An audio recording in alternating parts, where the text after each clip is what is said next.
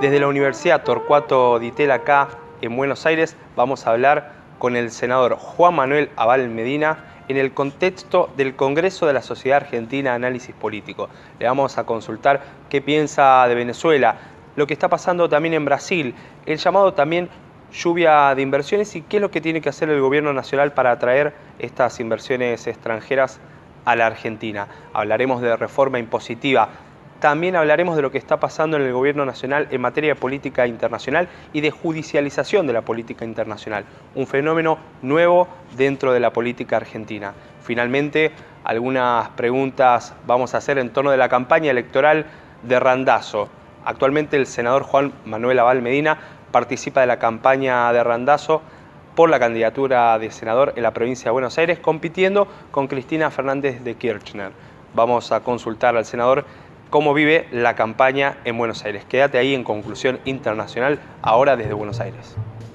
Estamos acá en el Congreso de la Sociedad Argentina de Análisis Políticos, en este caso con el senador del Partido Justicialista, senador por la provincia de Buenos Aires, Juan Manuel Abal Medina. Juan Manuel, muchísimas gracias por prestarte. Queríamos hablar primero que nada de la situación de Brasil. ¿Cómo ves la política de Brasil? Y muy probablemente exista un veto electoral al presidente Lula para no participar, obviamente, en el año 2018 de las elecciones presidenciales. ¿Cómo lo ves? Sí, la situación general de la democracia en toda nuestra región está pasando por un momento muy negativo. Yo hoy, justamente en la charla que tuvimos, la última conferencia que participé, analizaba esta situación y decía que basta comparar lo que era la democracia en Latinoamérica en la década pasada, ¿no? A fin de la década pasada, cuando vimos una democracia pujante, en cada uno de los países peleando por la ampliación de derechos, por más igualdad, mostrándole al mundo un camino distinto al neoliberalismo, un conjunto de gobiernos que más allá de las diferencias, más allá de los matices, expresaban esta voluntad de cambio. Hoy, años después, lo que vemos es un panorama en gran medida desolador. Lo que ocurrió en Brasil a partir del golpe de Estado que destruyó la presidenta Dilma Rousseff. Este presidente ahí está viendo todos los días si puede continuar o no de acuerdo a cómo le va en el Parlamento por las nuevas denuncias que tiene, cada vez más fuertes para su propia continuidad. Lo que está ocurriendo en el caso venezolano, los dramáticos hechos de último momento que se vienen viviendo y se van llevando con la cantidad de muertos, presos políticos que estamos viendo, digamos, sin duda estamos viendo un momento muy difícil de la democracia en nuestra región, que también uno puede asociar con otros problemas de la democracia, ¿no? También hace 10 años en Estados Unidos veíamos un presidente como Obama, que simbólicamente al menos representaba una idea de cambio, terminar con viejas cuestiones como era el profundo racismo que había en esa sociedad, y vemos un presidente como Trump. Los problemas que ha tenido la democracia en Europa, esa apuesta por construir una unidad regional a partir de un acuerdo democrático. Y tienes el Brexit. Y está ocurriendo el Brexit, está ocurriendo la novedad de un Macron en Francia, la caída de los gobiernos en Italia, el empantanamiento que tienen los gobiernos en España. Creo que estamos viviendo un momento muy malo para la democracia a escala global y particularmente malo para la democracia en nuestra región, ¿no? Porque mencionaste ahí vos sumás el caso de México, donde todos los días vemos nuevos números de muertos, desapariciones terribles, también, ¿no? desapariciones, estudiantes, docentes, periodistas permanentemente. Estamos viendo un proceso muy malo en la región que en términos positivos, como algo novedoso, yo lo único que rescataría es el acuerdo de paz en Colombia, que creo que es central y muy importante, pero en el resto de los países la verdad que la situación es muy complicada. Mencionaste el caso de Venezuela y también sos un especialista en sistemas electorales. Actualmente la oposición realizó un plebiscito en el cual no participó el Congreso, el oficialismo, en este caso el gobierno de Maduro, y a su vez el gobierno de Maduro realizó un proceso constituyente donde no participa la oposición. ¿Qué reflexión haces de esta falta de participación y de este consenso mínimo de, por lo menos, que oficialismo y oposición venezolano participen en el proceso electoral? Una situación gravísima, obviamente con el trasfondo de la situación de violencia política que se está viviendo, una violencia que está llevando a todos los días nuevos números de muertos, presos políticos, una situación muy difícil en la cual obviamente la principal responsabilidad tiene el Estado, porque nunca es lo mismo la violencia que aplica el Estado que lo que hacen los individuos, pero que en general creo yo nos tiene que llevar a todos los políticos a ser muy prudentes con estas cuestiones, ¿no? Porque acá muchas veces vemos como el gobierno de una manera bastante insensata lo utiliza como bandera electoral, ¿no? Discuten. El gobierno de Argentina. El gobierno argentino. Permanentemente si Venezuela, si queremos Venezuela, si no sé qué con Venezuela. se usa como una cuestión electoral cuando es un hecho muy, muy complicado, en el cual todos tenemos que estar apostando porque el diálogo, por la salida democrática, por impedir que continúe este sendero que es muy peligroso para la misma vida de los pueblos venezolanos, ¿no? El gobierno eligió autodenominarse Cambiemos. ¿Qué crees que cambió con ellos? Yo creo que el gobierno, la idea de Cambiemos fue a partir de un conjunto de promesas, ¿no? Una idea de un marketing electoral en la cual nos proponían la pobreza cero, nos proponían unidos argentinos, un conjunto de consignas que ninguna de ellas la han llevado a la realidad. A casi 2 años de gobierno, 18 meses de gobierno, y los argentinos estamos viendo como los problemas que ya existían, y que nosotros no lo negamos, que había el 10 de diciembre de 2015 cuando ellos asumen, todos se han incrementado. Hoy hay más pobres, hay más hambre, hay más desocupación, hay un conjunto de aspectos que hasta hay más déficit público, en los cuales este gobierno permanentemente le escapa a la discusión con esta idea del marketing permanente. Y ahora, frente a la elección, volver a discutir para atrás, quieren seguir discutiendo para atrás y no se hacen cargo que vienen gobernando y que vienen gobernando muy mal. Te paso a otro lado. Salario del Parlasur, Milagro Salas, dólar futuro, posiblemente deuda en cualquier momento. Todo pasa, toda la economía y política internacional termina pasando por un escritorio de un juez. Se judicializa la cuestión política y la cuestión política internacional y económica internacional. ¿Por qué? Es un proceso muy grave que obviamente en buena medida tiene que ver con la incapacidad de la política de hacerse cargo de los temas, al no querer tomar definiciones, nadie quiere pagar costos, nadie quiere afrontar los temas en sí mismo, los vamos dejando de lado y que lo resuelva otro. Y finalmente termina siendo la justicia la que puede decidir, por ejemplo, no si mi provincia de Buenos Aires recupera los puntos de coparticipación, si los del Parlasur cobran o no un salario. Hay una incapacidad de la política para resolver los temas que es muy, muy, muy negativa, ¿no? En la cual terminamos generando una judicialización de la política y por lo tanto una politización de la justicia, porque son dos fenómenos que van uno de la mano del otro. El resultado siempre es muy nocivo. De hecho, hace poquito hablábamos con Agustín Rossi, que nos comentaba que además de no cobrar el sueldo, ya ni siquiera cobraban para trasladar el Parlasur cuando tenían que hacer algún tipo de sesión, o siquiera los viajes y la nafta para acercarse hasta Montevideo. Te paso ahora por el lado de la reforma impositiva. Se habla muchísimo de la lluvia de inversiones, sin embargo en el año 2016, que son los que se tienen dato, la inversión extranjera directa cayó a la mitad de lo que fue en el 2015. Pasamos de 11.000 millones de dólares a 5.000 millones de dólares. Sin embargo, el gobierno dice, bueno, pero esto va a pasar, esto va a cambiar por 2 motivos. Si no gana Cristina y si hay una reforma impositiva. ¿Quiénes para vos se tienen que sentar si existe una reforma impositiva en Argentina en esa mesa para decir qué baja y qué no? En primer lugar, la no llegada de inversiones, este gobierno que buscan son distintas excusas. Primero a una, después otra, después otra, después otra. Y mañana va a ser por elecciones ahora y después cuando van a ser elecciones en 2 años. Cristina es otra excusa también. Permanentemente van buscando excusas para no afrontar la cuestión. Yo creo que hay una cuestión que no terminan de entender. Ellos tienen una lectura muy ideológica de la realidad económica, creyendo que si hay un gobierno que tiene sintonía con el mundo de las empresas y el mundo del capital, la gente invierte. Y los empresarios invierten si tienen ganancias, y para que haya ganancias tiene que haber consumo.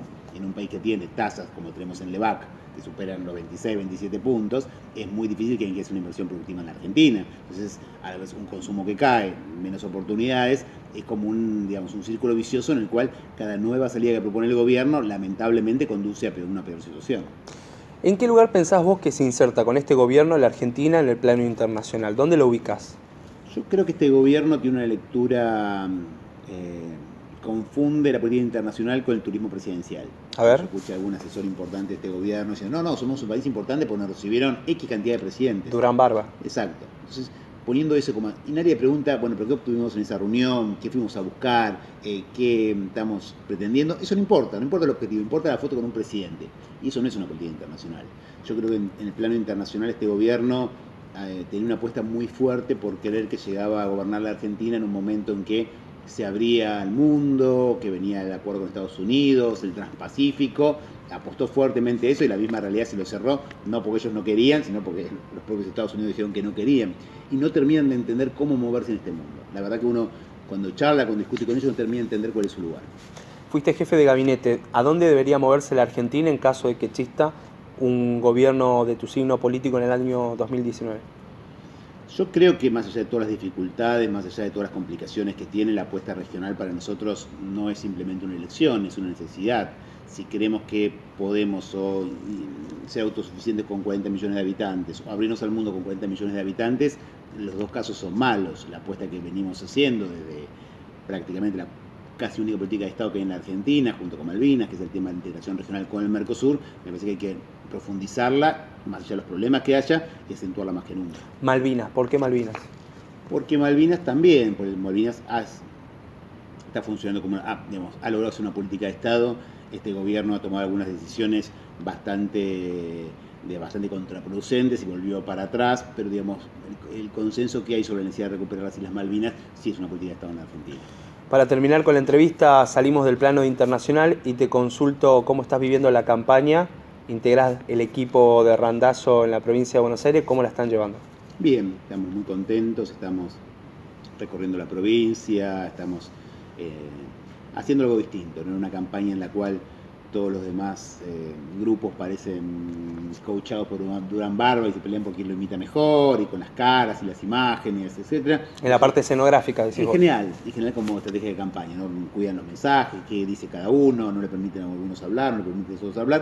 Nosotros estamos haciendo una campaña recorriendo la provincia, hablando con todo el mundo, discutiendo, planteando cuestiones, planteando temas, y creemos nosotros que es el mejor camino para construir el peronismo. Un peronismo que voy a hacerse cargo de todo lo que hicimos bien estos 12 años, reconocer los errores para volver a ser mayoría, para volver a recuperar la credibilidad de la ciudadanía, recuperar la credibilidad del conjunto de aquellos que nos fueron abandonando en los últimos tiempos, para apostar a volver a construir un peronismo de mayorías. ¿Quiénes fueron los que fueron abandonando la opción electoral del peronismo? Y muchos sectores. El ejemplo más claro, en la provincia de Buenos Aires, en el año 2011 sacamos el 56% de los votos. 2 años después no llegamos al 34%. Después perdimos por primera vez en 30 años el gobierno de la provincia de Buenos Aires. Creo que nosotros nos fuimos cerrando demasiado sobre nosotros mismos, fuimos dejando de escuchar, fuimos dejando de buscar sumar, y cada vez fuimos siendo menos. Y en política, como sabemos y como se enseñó Juan Domingo Perón, hay que sumar y no restar, ¿no? Manejás los números de la matemática política electoral. Las consultoras obviamente mencionan que Cristina viene primero como senadora nacional y después hay muchísimas dudas en torno de si es Cambiemos o es Massa. ¿Cuál es la apuesta de Randazzo ahí? ¿Para quién trabaja cada encuestador, ¿no? Vos decís que está sesgado. No, sí, está bien, pero es parte de lo que uno sabe cómo funcionan este tipo de cosas antes de la elección. La apuesta nuestra es, sinceramente, no pensamos en términos de encuestas porque sabemos que partimos muy de atrás, digamos, estamos compitiendo contra Cristina, que fue hace 26 años una dirigente importante en la política y candidata y ocupando cargos relevantes. El gobierno nacional quiere hablar, y Sergio Massa, que hace poco tiempo ganó una elección, después perdió otra, pero viene estando el candelero. La apuesta nuestra es mucho más por ir sentando las bases para una reconstrucción del peronismo. Última pregunta. ¿Estuviste cerca de Cristina, sobre todo en la parte de la gestión política en la Argentina? Si tuvieras que asesorarla hoy, ¿qué le dirías? En términos electorales, creo que ella eligió una apuesta que es justamente volver con un grupo muy convencido. Ella cree seguramente y sinceramente, porque ella siempre hace lo que cree que es lo más correcto, que es lo que le manda la etapa. Yo hubiera preferido otra cosa, sin duda, ¿no?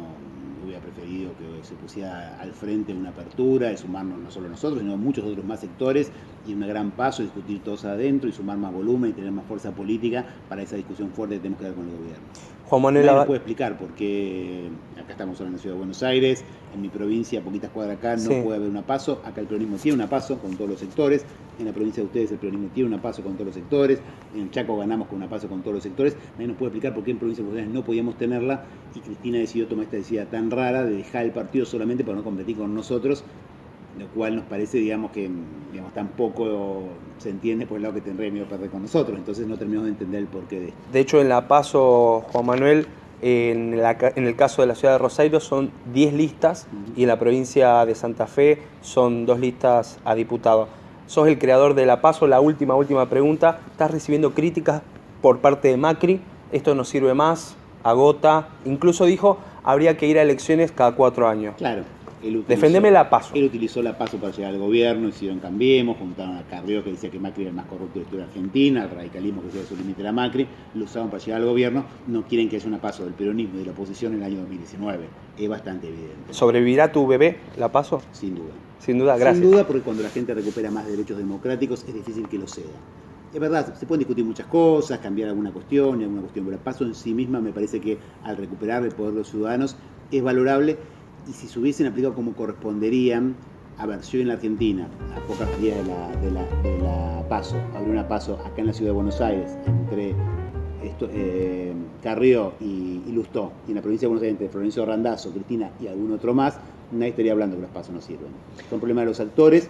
Lo que yo tenemos que hacer es pensar cómo fortalecemos las PASO, por ejemplo, impidiendo que se den cuestiones como lo que estamos viendo, ¿no? Que dirigentes de un partido político puedan competir contra ese partido político en la misma elección, ¿no? Juan Manuel Abal Medina, muchísimas gracias por haber pasado por Conclusión Internacional.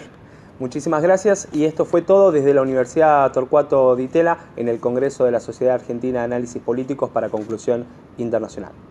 Muchas gracias a ustedes.